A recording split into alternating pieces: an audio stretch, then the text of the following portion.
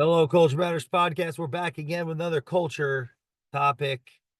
We follow me, Jay Doran underscore the culture man for culture topics, culture content on business, life, leadership, culture, so much more. Short clips. Today, I want to expand on these Instagram videos. One of them is actually about this idea that if you're an entrepreneur and you feel like you're the black sheep of your family. That's actually a good thing. Or entrepreneurs, are they even the black sheep of their families? Some may feel that way. Some actually may be in that predicament. Is that something that, it's a curiosity I have, is that a constant in all entrepreneurs? I don't think that necessarily is. Maybe there's a degree of what's the socioeconomic background of the family? Is it a multi-generational family that develops business leaders and entrepreneurs because of its already existing resources and relationships and economic security in the overall culture? Or is it a family makeup of, salt of the earth, uh, honest, hardworking, everyday people that, bootstrap life and, enjoy time with, enjoy the time on earth while it exists and sacrifice at their, you know, average level of sacrifice? Or is it that family dynamic where suffering is the constant? There's, you know, drugs and alcohol and violence and like there's so many, and that's a motivator or inspire for someone to start a business, bootstrap a business. You know, there are so many different types of families, family dynamics. Does every entrepreneur actually feel like the black sheep of their family? Is that a part of the entrepreneurial journey? Can there be a Is there a synthesis? Is there a way to not feel like the black sheep, even if one arguably is the black sheep, to not feel that way, to not to break through that and still have um some of the impulses to drive hard. These are and I'll go through some examples here. These are the questions that interest me around this idea of, are you the black sheep of your family? Do you feel like you're the black sheep of your family? Are you an entrepreneur? Is that a necessary precondition to feel like one's the black sheep, to do what's necessary to be successful? I mean, let's think about it. Let's say that's any one of you are listening to this, and what could be what could be helpful conflicts outside of the business dynamic that lead an entrepreneur to be successful within a business dynamic? Well, if one has no distractions, meaning no other obligations one is participating in or giving their word or putting their word on, all one has is their work. All one is doing is working. Then the obligations of the individual that is working are around their customers, not in in that context, not their family, it's their customers. Is that focus? Do we accept that as focus? Is that the trade-off where we watch these videos online and read these self-help books that tell us we need to focus? Does focus come with the exclusion of others that don't fall in line with our bottom line? And who are those others? Are those others our family? Are those others our friends?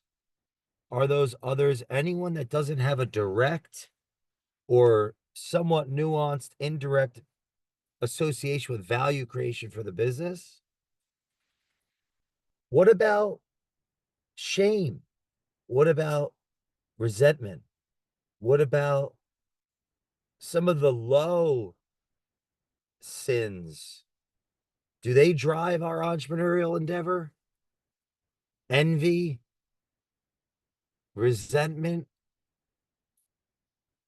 pride as a consequence of past shame, the desire to prove others wrong, to conquer and overcome.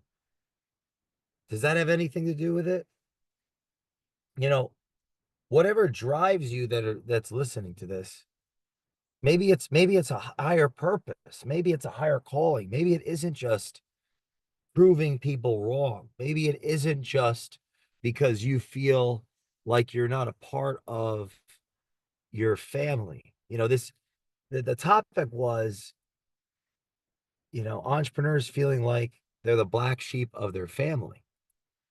Are they actually, or is that something in the entrepreneur's head?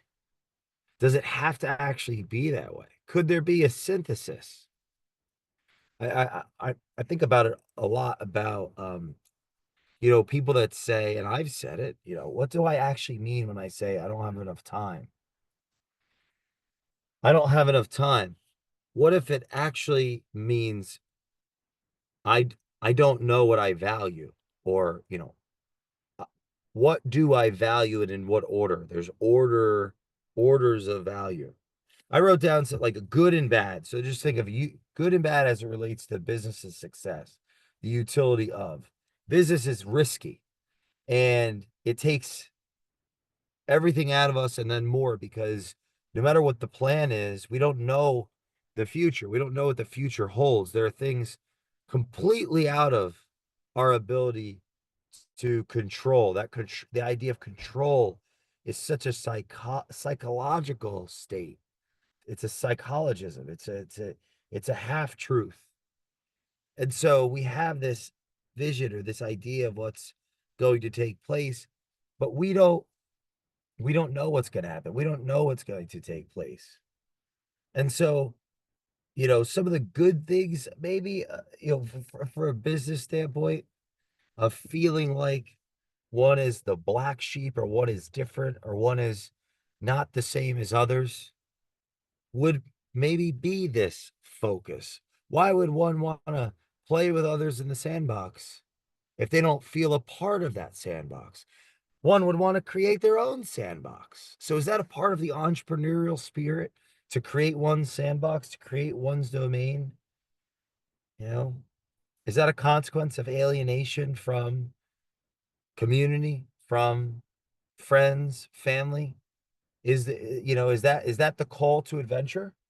To go into a foreign land and be with foreign people and leave comfort and leave sanctuary behind? And is that fate? Is that destiny? Is that an inevitability? Can that be stopped? Is it a necessary destiny? So, some we is it a part of the hero's journey? Is part of the lesson, the hero that doesn't come back home ends up becoming a villain, but the hero leaves home and comes back and brings what they've experienced and what they've seen and what values and strengths and technologies and things that they found in the foreign lands. They bring it back to their originating home, and they can sit at the table with their people and listen and be present and feel and take pride in the adventure, but not let the pride overcome them. That there's like a values conversation in that. There's a truth with a capital T in that. But the villain never comes home. The villain loses themselves in the journey. The villain lets the pain and suffering, the insecurity, the lack of security, the void, the the negative energy overcome them and completely surround them and burn them to smithereens. They're not even the same. They're not the same person that left home. they're not even a person anymore. They're more of a ideology. They're more of a symbol of power. They've been eaten by the world. There's no coming home for the villain. The hero comes home. The hero brings value back. Now I'm thinking of Heraclitus 2,500 years ago, the philosopher of philosophers. You give me 100 men, 10 of them shouldn't even be here. 80 are nothing but targets. 9 are real fighters, and we are lucky to have them, for they make the battle. But one is a warrior, and he will bring the others back. He will bring the others back. What if the warrior and the hero are the same thing? They bring the others back. If you are listening to this and you feel like the black sheep, shame on you for not bringing the others back. You go on your big adventure, whatever the reason is, whatever the cause is, however deep that cavern is, bring the others back. Choose to be the hero, not the villain. Do not let whatever pushed you and impelled you into the world to traverse foreign lands, to experience life, the horrors of the insane asylum and the fanatical cults and the dregs of the slums and the merriness of the bars and brothels. Do not let the world swallow you whole like Jonah's whale, and do not let the world name you, make you its victim, make you its villain. Bring the others back. Come home. It's the metaphorical traversing of the foreign lands, leaving the starting of the business, the voyaging to create something.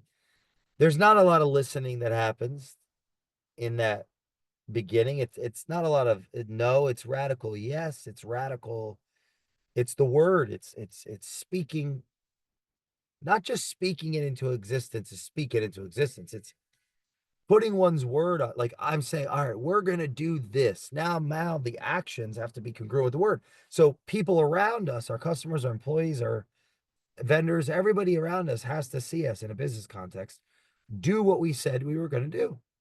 And that will build goodwill. That will build trust. That will develop respect. And that will create, impel inspiration.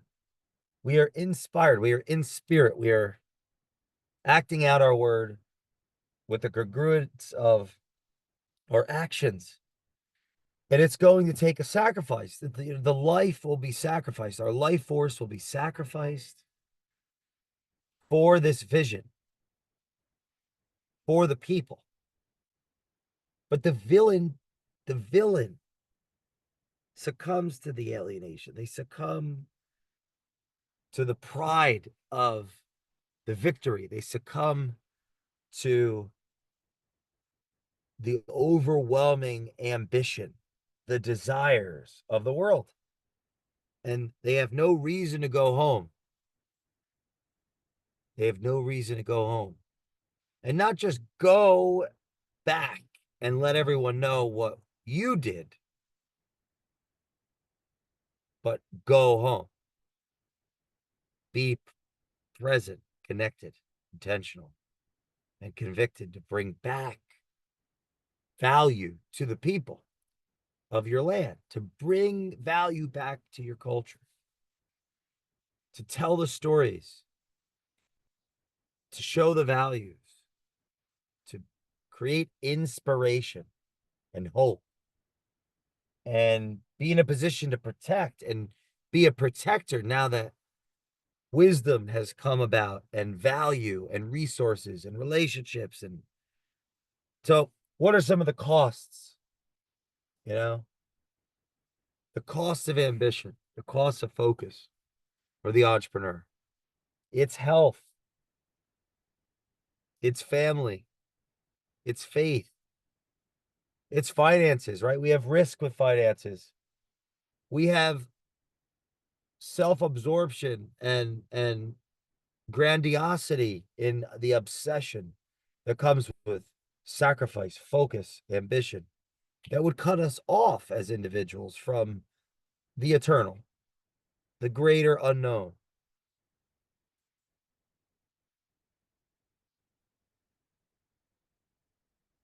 If families done their job, food, provided food and shelter and water and values and just enough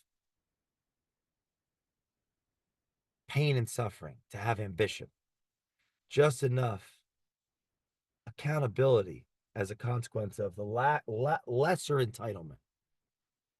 That individual is infused with responsibility enough to start and finish what they started. And if that's the business, it comes at a cost. Someone is going to pay that cost. And if it's not the leader, it will be the people. But so this is and the health of the leader will be sacrificed. Their family, the the finances, their faith. But the villain doesn't come home. And so that's where I'll leave us today. The villain doesn't come home. The hero comes home. They leave foreign lands for whatever reason. They suffer, they battle, they fail, they succeed. And despite whatever impelled them to leave, that was unlikely to be, well, this is where it's, that's the big question. Is it all negative, or is it a mixture of negative and positive? And I think that answer has a relationship to do with the background. Needs Jung, the tree that goes to heaven's roots all go all the way down to hell.